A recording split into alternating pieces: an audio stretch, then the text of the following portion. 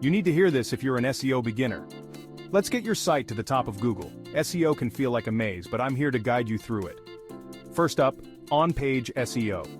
Focus on your content. Use keywords naturally, like you're talking to a friend. Don't forget your meta tags and descriptions.